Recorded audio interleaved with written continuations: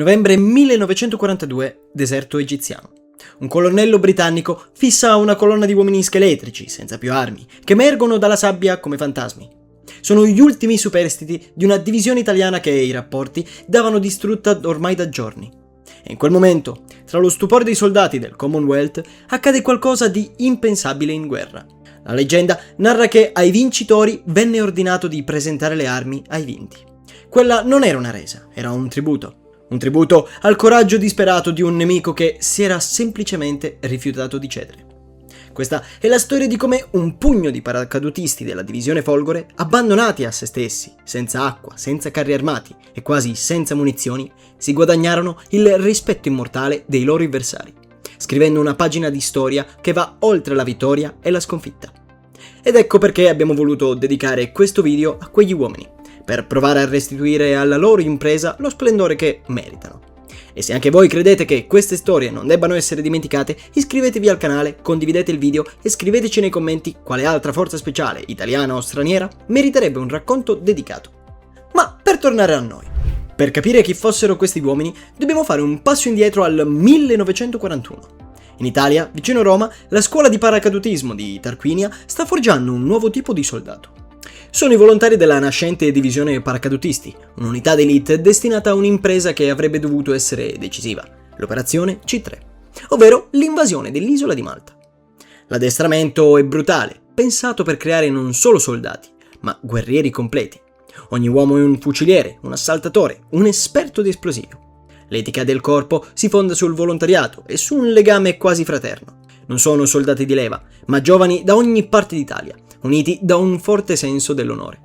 Imparano a lanciarsi nel vuoto, a combattere isolati, a fare affidamento solo su se stessi e sul compagno al proprio fianco. E il loro motto? Come Folgore dal cielo. Non è solo uno slogan, ma è una promessa. La divisione, che prenderà poi il nome di Folgore, era una delle unità più moderne e celebrate del Regio Esercito. Questi uomini erano stati addestrati per conquistare una fortezza ritenuta imprendibile, per essere l'avanguardia di una vittoria strategica nel Mediterraneo. E il loro destino sembrava scritto. Ma la storia, si sa, ha un modo tutto suo di cambiare i piani. Nell'estate del 1942 la situazione strategica cambia all'improvviso. Le forze dell'asse, guidate da Erwin Rommel, sono avanzate in profondità nel deserto egiziano. L'obiettivo ora è Alessandria e il canale di Suez. La conquista di Malta passa in secondo piano. E così l'operazione C3 viene cancellata. Per gli uomini della Folgore la notizia è uno shock.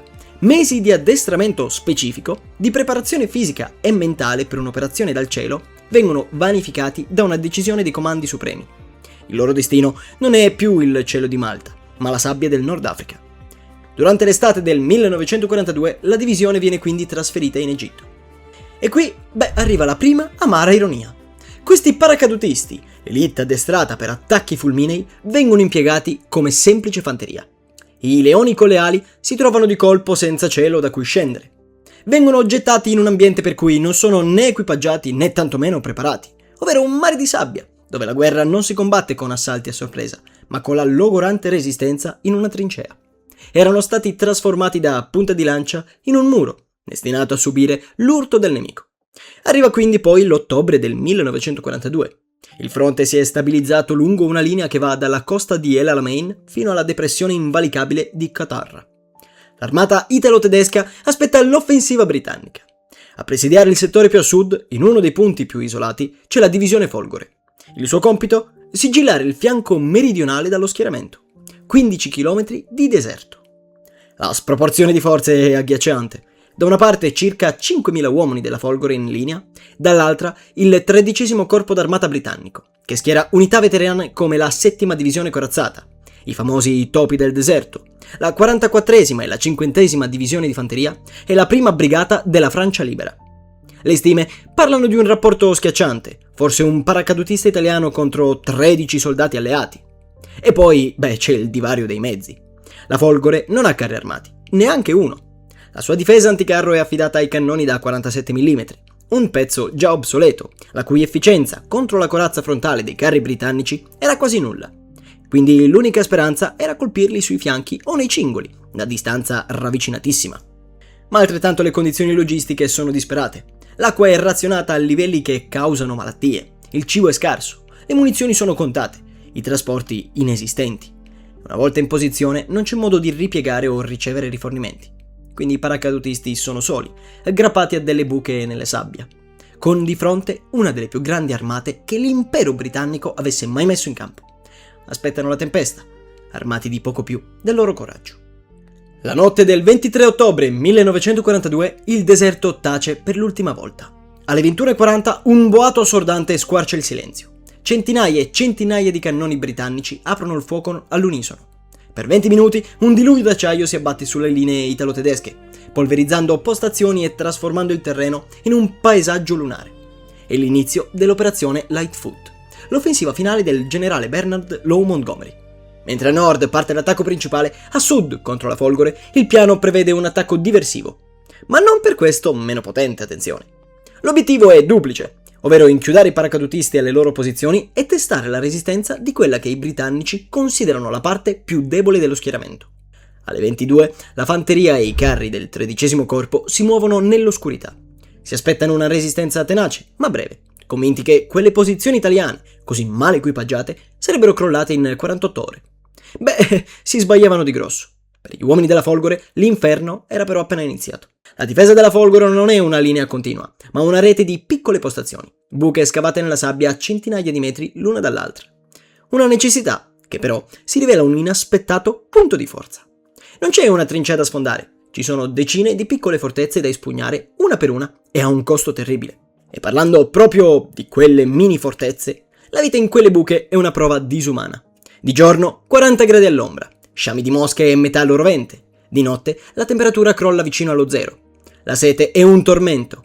Ogni uomo riceve a malapena 1 litro d'acqua al giorno, spesso salmastra, sufficiente a non morire. E la dissenteria, fa il resto.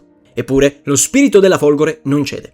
Tra un assalto e l'altro i paracadutisti contano le munizioni rimaste e si preparano al prossimo attacco. Sono isolati, ma non soli. Il legame forgiato in addestramento ora è tutto. Ogni buca è una famiglia e si combatte non per un'ideologia, ma per l'uomo che ti sta accanto, per l'onore del battaglione, per la promessa di non cedere 1 metro di quella sabbia. La notte tra il 24 e il 25 ottobre, la furia britannica si abbatte sul settore del 187° reggimento. Decine di carri armati avanzano, seguiti dalla fanteria. È qui che la tattica disperata della Folgore si rivela. I serventi dei pezzi da 47 mm sanno di avere un solo colpo. Devono aspettare, lasciare che i mostri d'acciaio arrivino a meno di 100 metri, sotto il fuoco delle mitragliatrici, per avere una minima speranza di poter perforare la loro corazza laterale o i cingoli. Non sto a dire che fu una carneficina. I paracadutisti combattono come ossessi, e quando i cannoni non bastano, escono dalle buche e si lanciano contro i carri con cariche esplosive e bottiglie incendiarie. Si arrampicano sui mezzi in movimento per lanciare una bomba a mano nel portello, e ogni carro distrutto è una vittoria pagata col sangue. I rapporti italiani di quella notte parlano di decine di carri armati messi fuori combattimento.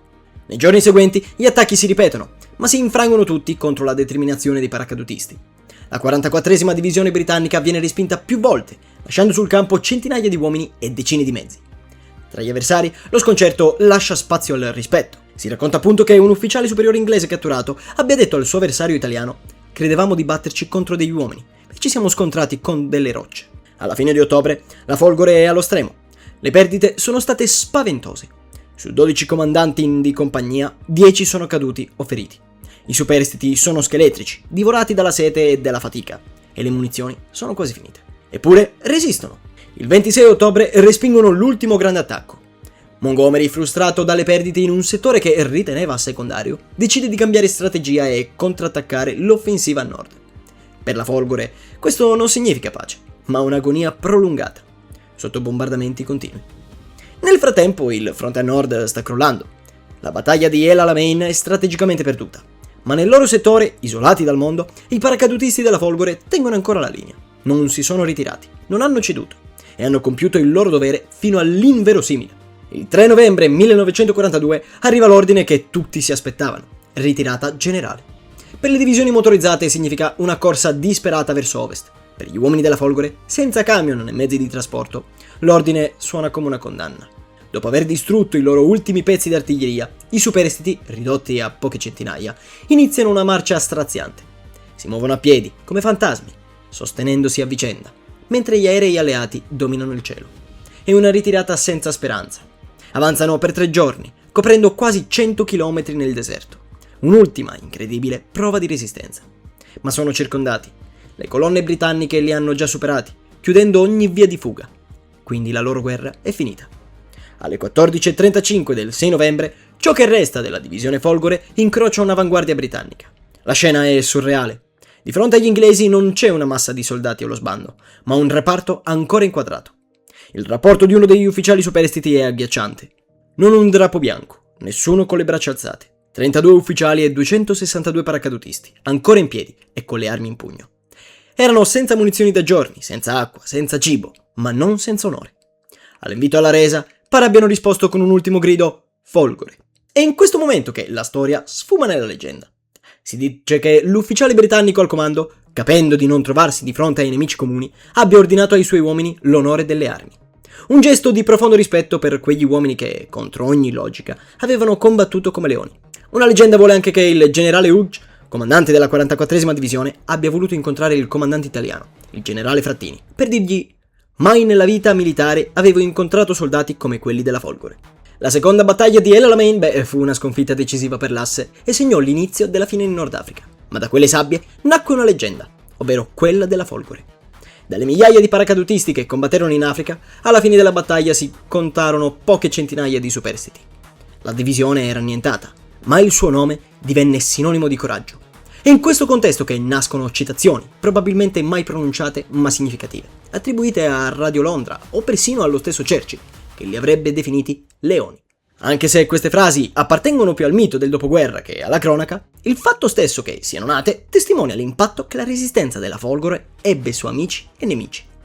La verità storica, scolpita nei rapporti militari, era già abbastanza potente. Quegli uomini avevano perso la battaglia, ma avevano vinto qualcosa di più duraturo: il rispetto del nemico e un posto nella storia. Ma lo spirito di El Alamein non si è dissolto in quelle sabbie. L'eredità di quegli uomini è stata raccolta e portata avanti. Ricostruita ufficialmente nel 1963, la brigata paracadutisti Folgore è oggi una delle grandi unità d'élite dell'esercito italiano. Con il suo caratteristico basco amaranto è una forza di proiezione rapida, altamente specializzata e pronta a intervenire in ogni parte del mondo. Dai Balcani all'Afghanistan, dall'Iraq al Libano. I moderni paracadutisti hanno operato in tutte le principali missioni internazionali italiane, dimostrando la stessa tenacia e professionalità dei loro predecessori. E ancora oggi, l'anniversario della battaglia di El Alamein, il 23 ottobre, è la festa di corpo del reparto. Un filo rosso che lega indissolubilmente il sacrificio del 1942 all'impegno dei soldati di oggi, nel solco della stessa tradizione di onore e dedizione. Nel cimitero militare italiano di El Alamein, un'epigrafe dedicata alla Folgore recita: fra le sabbie non più deserte, son qui di presidio per l'eternità i ragazzi della Folgore, fior fiore di un popolo e di un esercito in armi, caduti per un'idea, senza rimpianto, onorati nel ricordo dello stesso nemico. Queste parole riassumono il senso del loro sacrificio. Al di là delle ragioni politiche di un conflitto più grande di loro, quei giovani volontari si batterono per l'onore del proprio reparto e per la lealtà verso i propri compagni, spingendo il senso del dovere fino alle estreme conseguenze. Furono leoni, anche quando il destino li privò delle ali e li gettò in una battaglia che non potevano vincere.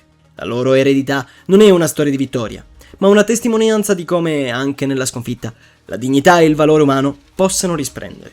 Se questa storia di coraggio e sacrificio ti ha colpito, lascia un mi piace per aiutarci a diffonderla. Iscriviti al canale per non perdere altri racconti incredibili della nostra storia. E facci sapere nei commenti cosa ne pensi, o se ci sono altre vicende che vorresti vederci raccontare. Perché non dimenticare è il primo passo per onorare. Grazie per avermi seguito fino a qui e noi ci vediamo alla prossima come sempre.